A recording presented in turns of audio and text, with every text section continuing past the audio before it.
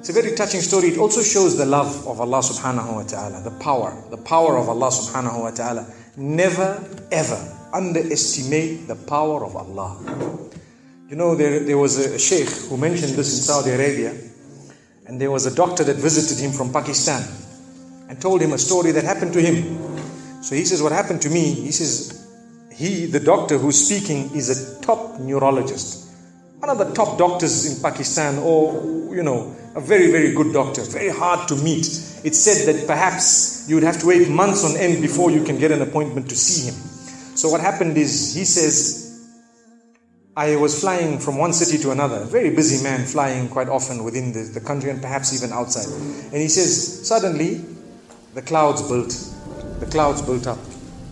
Huge clouds, and the lightning started striking, and it started pouring, and there was lots of turbulence, and one of the engines was struck and it was damaged. So we had to land. And so what happened is, the landing was at a nearby little airport or a little strip and so on.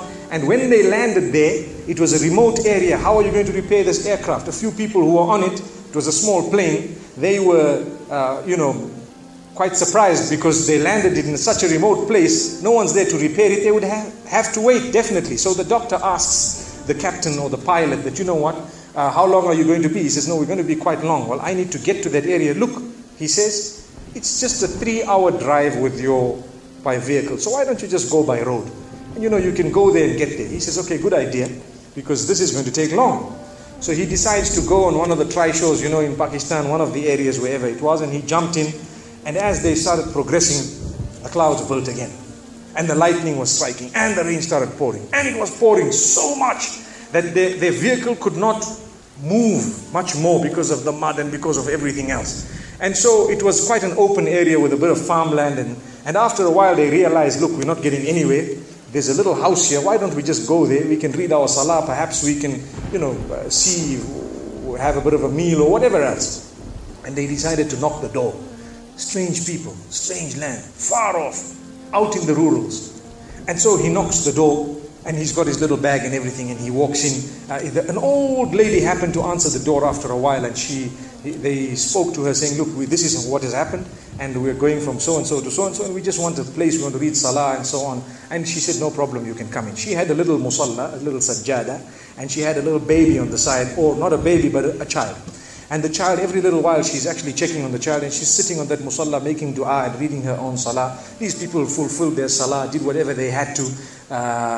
And when they were about to leave, they spoke to the old lady saying, thank you very much, jazakumullah khair, and so on. And, we're going, what's happening to this child, So the woman says, look, the child is an orphan. And the child is unwell, not well at all, very sick. And we've been to all the doctors around. And subhanallah, I'm the grandmother of this child. The doctors have told us that there is only one specialist around who can help this child. And we tried to make an appointment, but they asked us to come 6 months later. And it's far away.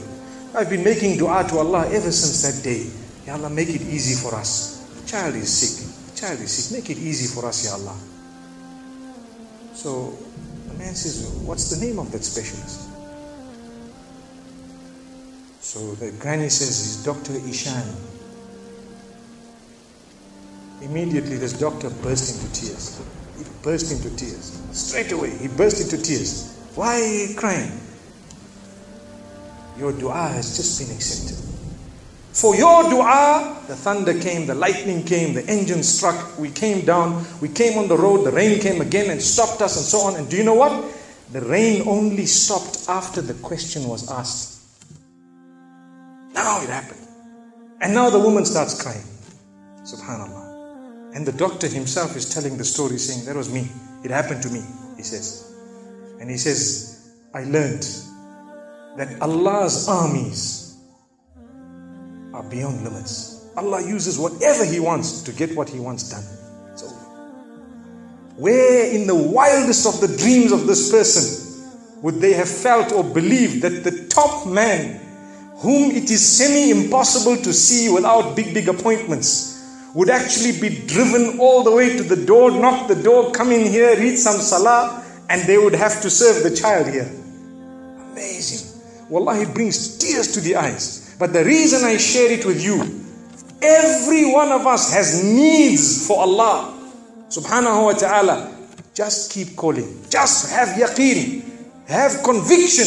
If it is meant, it will definitely come in your direction. You know, we use the term by hook or crook, but I don't want to use that today. I want to tell you, by the mercy and power of Allah subhanahu wa ta'ala, it will happen. It will come to pass. May Allah subhanahu wa ta'ala bless us. May He open our doors. May He grant us all shifa. And may He make us firm believers that for Him, nothing is impossible. Wa sallallahu wa sallama wa baraka ala nabina Muhammad.